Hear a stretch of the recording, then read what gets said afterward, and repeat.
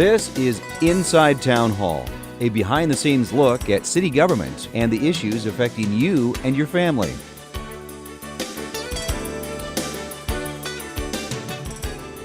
Thank you for joining us for this episode of Inside Town Hall. I'm your host, Madeline Shields.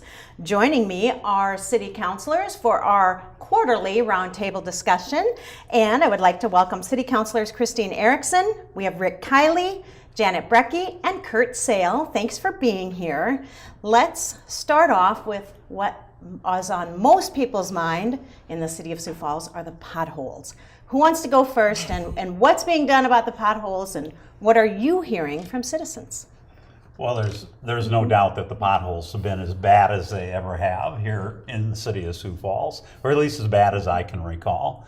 A lot of that is due to the conditions that we've experienced in the winter that we've had. Anytime you have a freeze-thaw cycle, it's a matter of physics. That water is going to get into any little minute crack, and it's going to freeze and expand, and it's going to break up your roadway. And it was very difficult because we also went immediately from the snow season, when we had crews on snow plows removing snow, to a quick thaw, heavy rain, which led to flash flooding, and the inability to address the potholes when they're filled up with water and slushy snow. So at least in the recent weeks, we've made good headway, and I'll let one of my other colleagues talk about the process they put in place.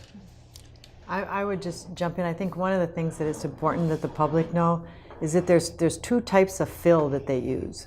And it's based on when the tar plants actually open up. And so what they're putting now is kind of a slurry, and it doesn't last very long. It doesn't hear as good, but that's all they can put in right now until we have the full-fledged spring, and until the entities like Merle & Roy's, roll out their full service product when they're actually doing streets as well, and that adheres better and lasts longer. So it's important, it might be filled one week and it might be needed to be filled again, that people understand that they're doing the best they can because there's a science to it, and Rick probably can explain that very well, but there's a science to it and it's adherence and all of that, but it's two-part process. First do the slurry mix and then later do the hot tar mix that'll stay a lot longer. Sure. Are you encouraging people just to be patient? I know that, there's, people get anxious about, wanting their street done, but as we have hundreds of miles of streets in the city of Sioux Falls, what's your advice for folks? Well, I would say to be patient, but also report them. Oftentimes, if it is on a side road that is extremely dangerous and maybe not traveled as much, but it's a bad pothole, there are a couple different avenues that you can report it by reaching out via email. There's a Pothole Hotline. That number is 605-367-8002. And one of my favorite things is the new city app. It is so easy to use. I kind of thought, I don't know what I'm going to think about this. I was able to report a couple different instances that were really dangerous road areas, and I pulled over, safely took out my phone, snapped a picture, reported it. You get the dialogue back and forth as well as far as when it's being addressed, who else has reported that pothole or that troubled area. And it's not just for potholes as well. If there's a line down, a sign down, any of that, it's useful in many different ways, but it's really convenient. It's really kind of a nice new technology aspect that we're able to use. And that app is City's OneLink mobile app, and it's powered by C-Click Fix. How do they find that app? Can they go to this website? Google the City of Sioux Falls and it comes right up. It's a free app. There's no membership, obviously, or any of that. But you can see all the other areas that people reported and the issues that they had as well, and the dialogue back. So it's a very open, public app and very useful. One of the things now that the public should know is that there's 6 crews out during the day filling these potholes. One of them is assigned to the high traffic or the places that are immediately needs things to be done. There's crews out in the evening when they can get to places where there's a lot of traffic that during the day that they can maybe close off a lane or two in evenings. So the city's working diligently. The flood certainly pushed a little bit of that around a little bit where the priorities were. And as Janet said, some of the things cannot be addressed right now until the hot mix goes. So that's coming up. Usually around May 1st is when the hot mix gets started, because then it goes to all the asphalt that goes. I've been around long enough to remember when Lawila Hunking was the pothole queen when she was on the council. So this is not an issue that's just came this year. It's been around for a long time. We're going to deal with it every spring. This spring is extremely hard based on the past winter that we've had. So hopefully things can be patched up in the next few months, and we can go on to get a comprehensive plan to what we're going to do long term for our streets. Some of them have been overlaid, so you have asphalt on top of concrete, which is an additional problem. But as we go forward with the street department and a comprehensive plan to replace these streets, and as we grow, those things all have to be taken care of as we get to the budget this fall. And these crews, I just wanted to mention, be careful. They're out there, they're stopping, and you don't expect it. They will walk out and walk around, possibly in a lane of traffic. So, I've seen them out. I've seen them out at night. I've seen them out on Saturdays and Sundays. And is that a concern? Men and women, they're standing out there on the street amongst all that traffic. Well, and thank you, Madeline, because that is a very good lead into what else I was going to add in addition to calling in the potholes. But you're right, our crews, our staff are out there and putting themselves in danger to address the needs that exist right now. So please, one of the things that you can do is allow yourself more time to get to your destination and just drive a little bit more, a little slower, and be courteous to other drivers around you. And that doesn't mean that we're not recognizing we have a problem. We realize, and we've heard everybody loud and clear, that there is a pothole issue, and we're doing the best that we can to address that issue. In the meantime, just be courteous and allow yourself a little bit more time too. And just, a final word, be patient. We have 7,000 miles of street in the city of Sioux Falls now. Yeah. 7,000, that's a lot. That's a lot. We're not a small town anymore. We're not a small town, we're not. Okay, let's move on. One of the things we have not talked about, the topics for a long time, is the shaped places. Who would like to explain a little bit about what shaped places is? And in this instance, we're talking about childcare pertaining to shaped places. Well, I'll touch on it a little bit. The administration does a good job of continuing to look at those changes that need to take place that, every time we're adding conditions on, and so it just doesn't make sense to keep adding those conditions. Let's change that standard. And so in doing that, they reach out to the community to find out some of those changes that need to take place. And one of them that this passed unanimously just recently, and one that I think is really exciting for our city is the allowing the daycare centers as an accessory use. The Boys and Girls Club had reached out a while ago and wanted to have their organization come to where the need is versus always having to bus people where they are. And so they're going into some of these apartment complexes and being able to use the common areas to be able to connect with the youth and tutor, train, and be a good mentor through that. And so that change is really exciting for me as we move forward, because it is something that they so badly wanted over the last year and was able to work into the shaped places. And if I understand correctly, it's not just the Boys and Girls Club that want this. It's actually the apartment complex developers or property management that is welcoming them in, because when these children are dropped off at school, oftentimes their parents are working and they're home alone at night because there's not a lot of nighttime daycare. And so if the Boys and Girls Club are doing programs on those large properties, it gives the children some supervision and it maintains the property itself. Is Correct. That what you are hearing as well? Yes, correct. And it lends itself very well to the property managers because they have a large number of individuals that stay in these complexes, and God, what could be better than to just go down a few levels and drop your child off before you head off to work, and then they're already there when you come home again. And Shape Places actually was put into place in 2014 when Councilor Erickson and I first came onto the council. And it was the first time in many, many years that the zoning process and the planning process had been revamped, and it was really a need. What it does do now is it makes it more consistent across the city. It standardizes the process, where before we relied on a lot of conditional use permits. And so that all depended upon which developer asked for this permit and which developer asked for that. So it has helped to standardize things. We still will continue to make improvements as we move forward. We recognize that would be a problem or an issue that would have to be addressed. And one of the areas in particular that is challenging to the city and to the planning department and to us as councilors are the infill areas. And by that I mean where we have little pockets of undeveloped land that have been developed. And that becomes more challenging, especially if it's a larger complex, a commercial complex or a multifamily housing development. And so it's possible that we're going to have to continue to make more adjustments as we go forward. Now, financially, is there any connection with the city and the Boys and Girls Club, or is it the Boys and Girls Club are raising the funds to allow these programs? There's not a connection between the two. It's just a need and a desire that the Boys and Girls Club saw and wanted to move forward with. And so they're just taking their programs into some of these apartment complexes. And really the way that the zoning was done is it just wasn't allowed before. Sure. So on the city's aspect, it's making it so that they're able to do this Correct. under the zoning ordinances. Correct, yes. Okay, great. Well, at this time, I think we'll take a break. We have a lot more to talk about, but we will be back in just a moment. Siouxland Libraries proudly announces the 2019 One Book Siouxland Selection, Prairie Fires, The American Dreams of Laura Ingalls Wilder, by Pulitzer Prize winner Caroline Fraser.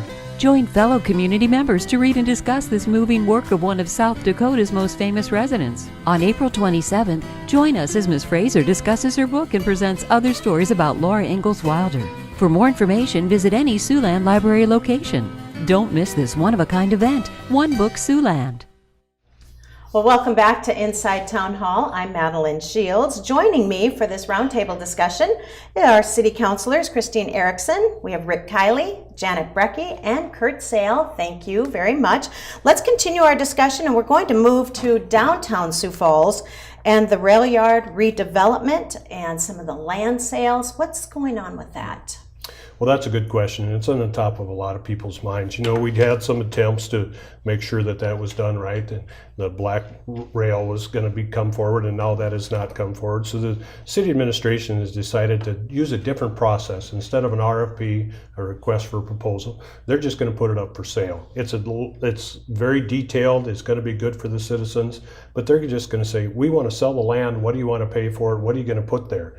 It's probably not the same process, but it's going to be a good process because we want to move forward with that project. There's 10 acres down there that is vitally important to the future of downtown Sioux Falls. Certainly with Sioux Steel moving forward and everything going on there, it's going to create some great synergy. So we're looking to accelerate that process to make sure that it comes forward with some great proposals. Whether all of it gets sold at the same time or just parts of it, we're going to wait to see who has great ideas out there in the public and bring that forward to the city. Now, some of these properties are for sale through the real estate on the city of Sioux Falls. So if anybody's interested in this land, you can go to siouxfalls.org/business/real estate. And then how do those ideas come about? Like, who sits down and says, oh yeah, we like your idea, or who no, we don't want this in downtown Sioux Falls? Is there a committee, or what's the process? That's the planning office and staff will be doing the review. And they have a list of goals that they will develop for what they have for the property. But this process allows for, my understanding of it, and again, it's new for us too, but I asked several questions. I think it allows for more creativity. You know, because it's not, you're not trying to compare apples to apples or oranges to oranges. You're saying, you know, give us your most creative thing. And, you know, whatever price point they come at, you know, it's all kind of give and take, and it all ends up being negotiated. So I think that's really exciting. And the other thing is, you know, I think in any council member's span on the council, there's those few handful of items that are, I call them 100-year items. I mean, whatever decisions we make today, like for the water reclamation plan or for these pieces of property, that's probably going to be hanging around there for the next 100 years. So they're exciting, and it's a huge responsibility because you really want to do the right thing. And I think that's how everybody's viewing this. We're with tremendous excitement, but also a tremendous feel of responsibility. We want to pick the right thing and you know, get the right thing to fill in that beautiful space that we're so lucky to have open up. Well, and you have to look at the opportunity, because you can look at all of these other cities in the Midwest and compare our downtown to theirs. And is it a time to see what has worked and what maybe doesn't work, and build more excitement as to what you see for the future of downtown Sioux Falls? Well, in the past, we've used the request for proposal process, and that works really good for us, the city, because it happens on our timeline, but it doesn't necessarily happen on the developer or the builder's timeline. So this follows a more standard process that's similar to what you and I would follow if we wanted to locate a place for a new business, with the exception that there are different standards. As Councilor Brecky had mentioned, that there are specific goals that we want met here. We want a good connection to the Riverwalk for our pedestrians and bicyclists. We just want it to be a good fit for downtown. But I do believe that once the individual identifies the property, it's a fairly easy process. They pick up the necessary applications and they fill out the other information that is required, acknowledgement forms, and eventually they would meet, and then they would negotiate the sale of that particular property. Some of the things in the notes are the redevelopment goals is to create a mixed-use urban district. You know, when you think of downtowns, you used to think of just tall buildings and all financial district, and now we have people living down there. We have the bike trails, we have food and shopping, create and retain jobs, have a strong pedestrian and bike connections with the River Greenway. How do you see this moving slowly or moving quickly? Well, I was not on the original RFP, but certainly I was a little surprised that there weren't many submissions. I was shocked, really, that there was just one. And so I think it's important to get the first one done. I think that flexibility of the process that exists today, and having that flexibility, and of course it comes to the City Council for final approval. There'll be steps that come through us. But I'm excited for the first one, maybe to create a little excitement, a little momentum, because there's so many great things going around downtown. But I was hopeful for maybe a little bit more submissions for that. And since that's not currently happening, I think this allows for the flexibility. The new process allows for some flexibility to get us that first one and get the ball rolling. Okay. I think too, it's an opportunity and a challenge. It's like, how big do you think? I mean, this is the big risk-taking time. This is that one-of-a-kind piece of property. You know, when we built the Sheridan, you know, out there, I remember there was some submissions came in for just two-story buildings, and the city rejected them all because they wanted a real landmark hotel. That was a big picture thinking time. How far out? And I think that's going to be the excitement and the challenge as well for the people that are making proposals, and for us, you know, as the city that ultimately approves it. But you know, I think it's time to think big. It's time to think into the future.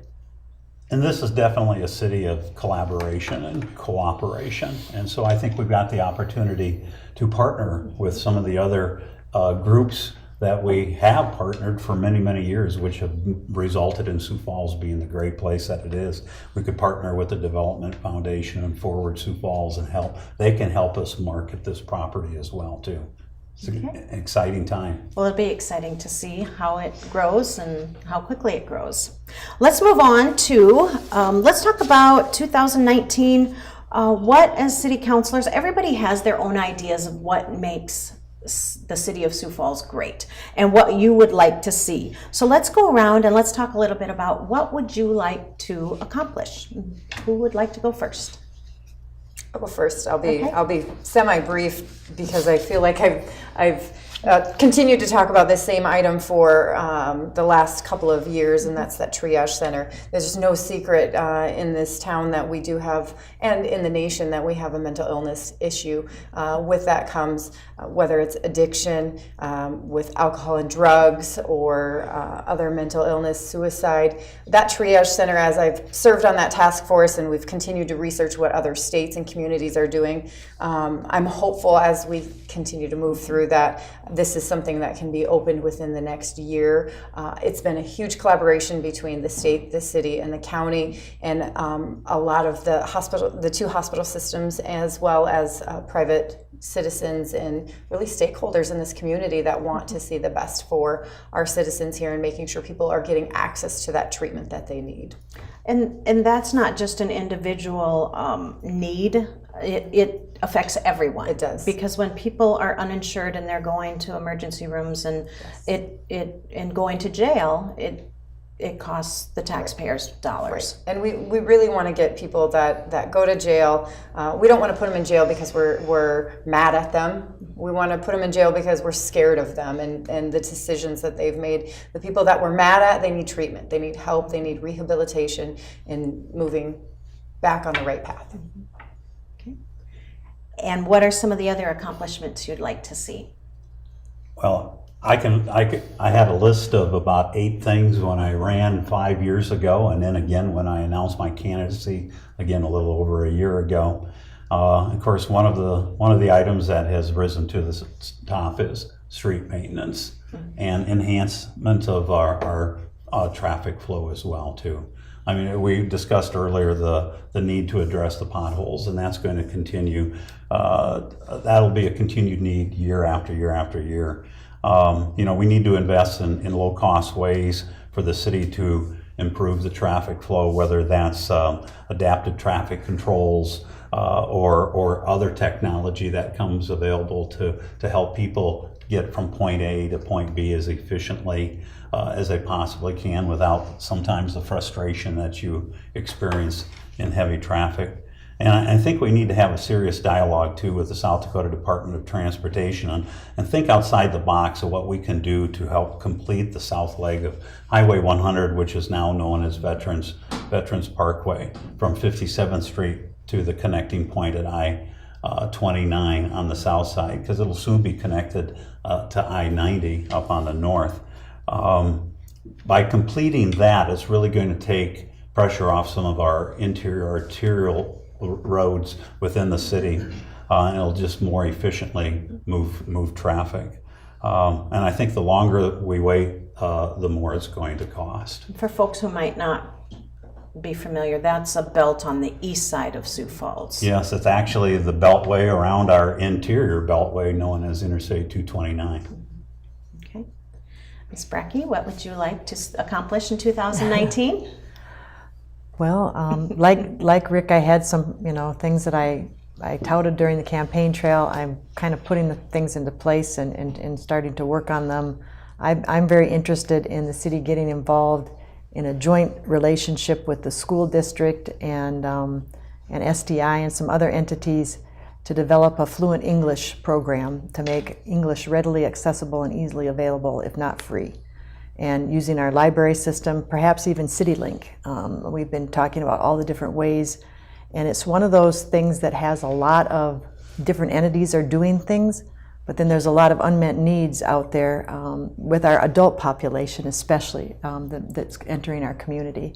And so I've kind of got the entities in place, and I've been starting to talk to some of my fellow council members to see if they'll work with me on this and try to figure out how to kind of be that coordinated effort, that energy that brings it all together. So that's one of them. And then, the other one, I'm excited about the triage program, certainly want to be supportive of those efforts. And, I know, the other thing was I'm very interested in, as we have, I've talked about 2 circles. We've got the core downtown, sort of the retail hub. Of course, it has all other services now and living situations as well. But there's like a second circle, on the outside perimeter. I'm really concerned about our core neighborhoods, and I want to really take a progressive approach to those. And one of them is taking a closer look at our permitting processes and how they affect affordability of both residential and commercial properties. and then also even our code enforcement processes, and see if there's cost reductions and some deregulation that we might look at. And those are things that I'm interested in taking a look at. Okay. And Mr. Sale. Well, I think as we go forward for the rest of the year, certainly the first thing we're going to have to address is the damage caused by the flood. And they're currently doing an assessment on that. And so I think soon that's going to come before the council, and we're going to have to allocate some dollars to that. The second thing I'd say that is coming up very soon would be the affordability task force or summit that we're going to have, accessibility as the mayor calls it. That's going to come up in May, and that will hopefully take us to the next level on what we can do in housing and situations all across Sioux Falls. That was kind of postponed a little bit with Director Cooper retiring, so that's been pushed back, but that's coming up in May, so that'll be interesting.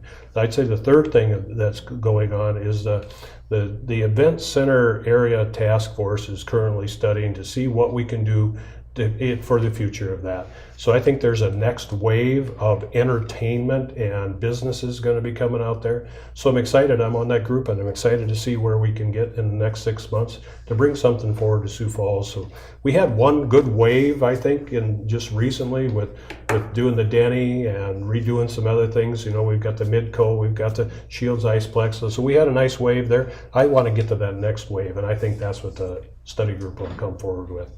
All right. Well, great. Is that all for the greater good? Well, I think, I mean, all of us in here would probably agree that public safety is always one of our biggest priorities. And as this city grows, and we've been very fortunate to experience steady growth, sometimes rapid growth, but that can sometimes be a double-edged sword as well, too. So it places pressure on you to promote orderly city growth, but it also places pressure in terms of we need more personnel, especially in our public safety areas, our police and our fire. And Councilor Sale served a full career as a firefighter here in the city of Sioux Falls. So I think those are going to be continued needs. We need to make sure that we're meeting the needs of the public, and we need to hire additional personnel in order to do that, and do it in a timely fashion. All right.